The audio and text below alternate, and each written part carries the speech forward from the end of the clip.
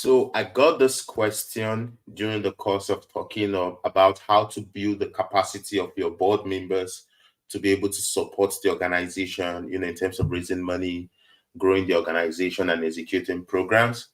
And, this wonderful founder and CEO asked a very interesting question, and I wanted to share with every one of us because I think it could be a learning opportunity for every one of us.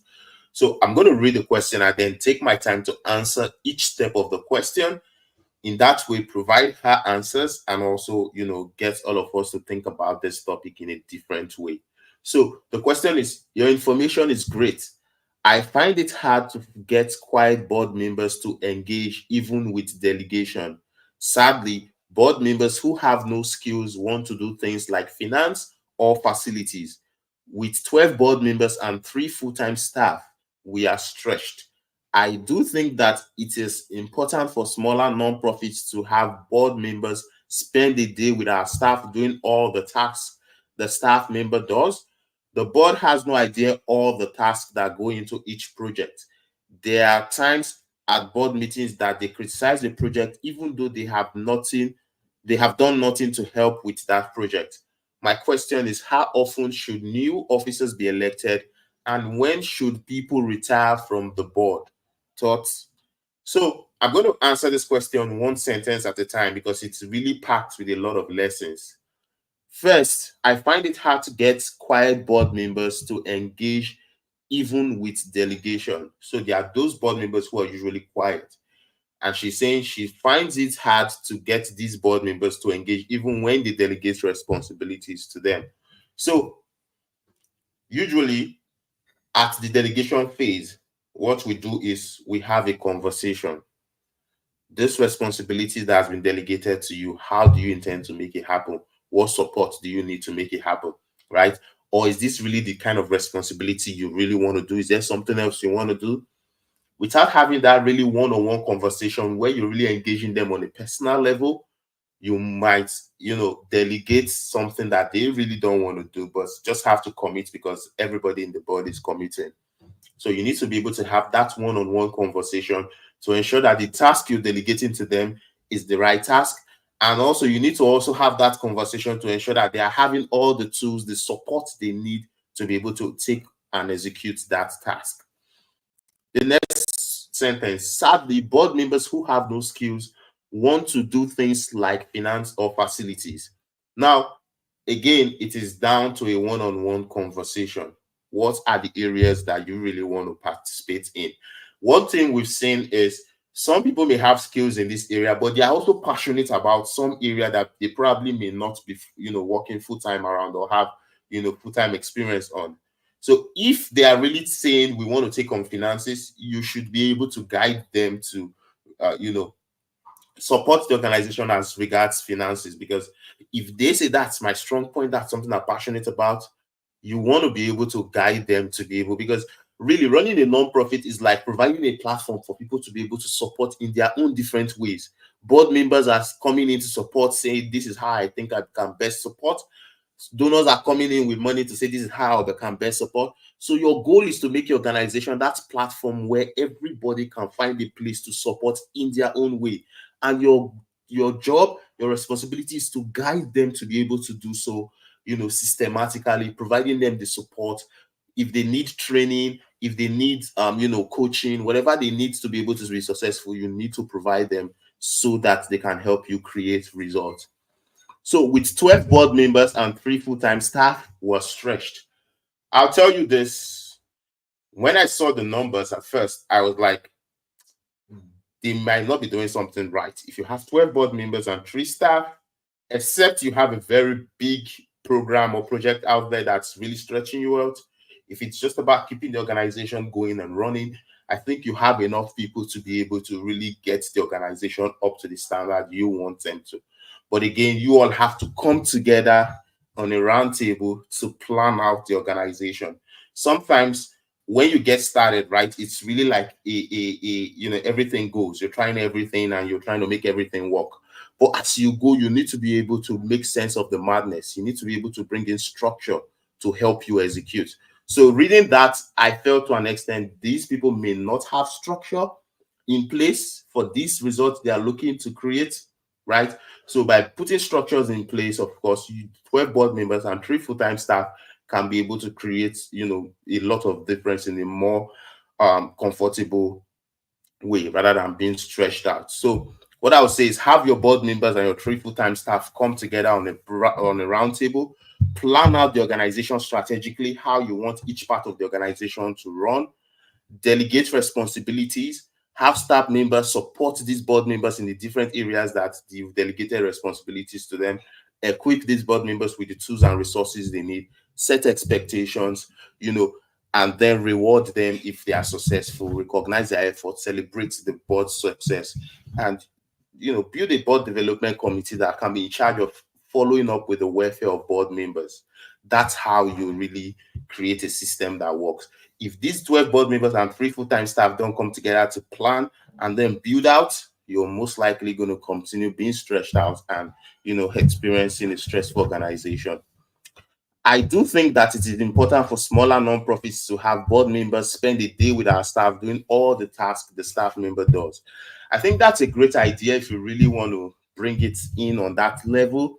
But what we do to really bridge that gap is set up committees around those things, right? For example, if a staff member does fundraising, you could set up a fundraising committee within the board where 3 to 4 board members come together and say we want to support fundraising, and have the fundraiser, who's the staff, join that committee so that they can do the heavy lifting. But then these board members are part of the execution.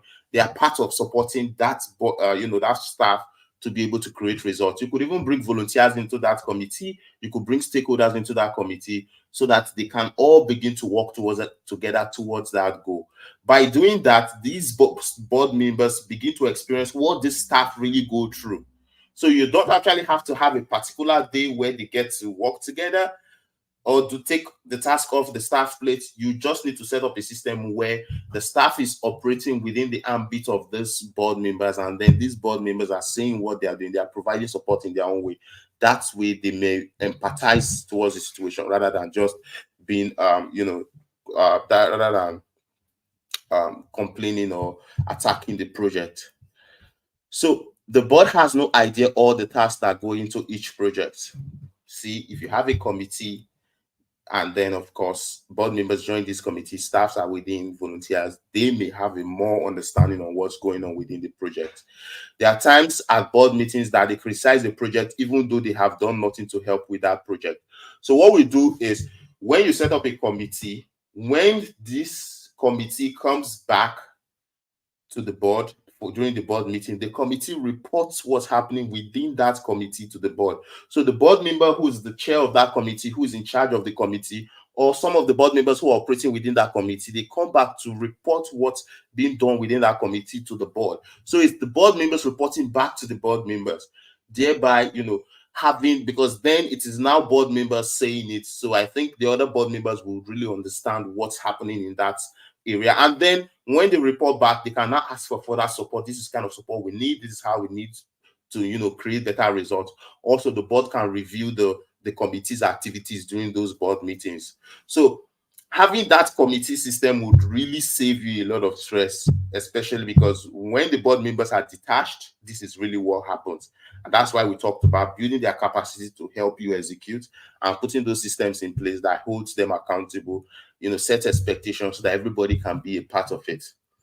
Now, my question is, how often do you bring in new officers, and when should you retire, old officers? So during your board recruitment, of course, you have the bylaws that clearly states this is the term every board member should, for example, it could be a 2-year term, it could be a 3-year term. Of course, it is natural that after their term, they should step out. But there are those board members who are committed, who you feel they're still valuable. You could still, bring them back into the board and start their tenure. Or you could retire them out of the board, but still within the organization as some, you could give them names, sort of board members emeritus, professional board member, advisory board member. You can actually, transit them into those kind of positions after they've served their term. But again, There are situations whereby they are still within their term and then they are not helping you create results. That's really where we started with board assessment. We're saying you need to assess each board member on an individual level, and then you need to assess the entire board as a group. So you're assessing the entire board as a group to find out the gap. Say, for example, you're looking to raise $100 million. What's going to stop you from raising that money? You may probably not have some skill set within your board. Then it means you need to go recruit, you need to go bring in new board members to fill up that gap so that you can be able to achieve the goal you set ahead of yourself. So that's how you know when to bring in new board members. You look at your board, you evaluate your board, and then you see where the gaps are, and then you go out there to bring in those people. And then, like I said, there are strategic ways to recruit board members. I talked about all that during the introduction of this topic. So, and then, but how then do you retire old board members who are not performing but are still within their term limits? Like I said earlier when I started the topic, have a one-on-one conversation with them. Ask them, are you still willing to be on the board? These are the commitments that's going to be requiring. This is the kind of work we want to do. Do you think you still want to be able to contribute? How best do you think you can contribute? That's how we actually re-engage and re-motivate current board members. See, for example, they've been detached for some time, they've not been supporting. If you want to bring them back on, you can have a one-on-one conversation with them, letting them know the plans, letting them know the kind of effort that has to go into achieving the plans, and asking if they are still willing to commit, if they are still willing to support. If yes, then it means you have to then re-engage them by strategically planning with them, delegating responsibilities, setting up expectations, accountability processes, so that they can then come back on board and then do what you want them to do. But if they are saying, I can't continue anymore, I've done my best, I don't have the effort anymore, that way we can simply say, thank you for your service, would have to get you off the board or transit you into an advisory role, or just have you as a resource person for the organization so that other people who can take up the effort can come in and really support. So you need to be able to have that one-on-one conversation with the board members and also be able to evaluate your board as a whole to see where the gap is. That's when you then go out to bring in new people. So I just wanted to answer this question briefly. Thank you, Katie, for this wonderful question. Feel free to reach out to us if you need any help. Solutions Matter, we're always happy to help you. And we're happy to get you to where you'll be successful and all happy. So until you hear from me again, it's going to be bye-bye.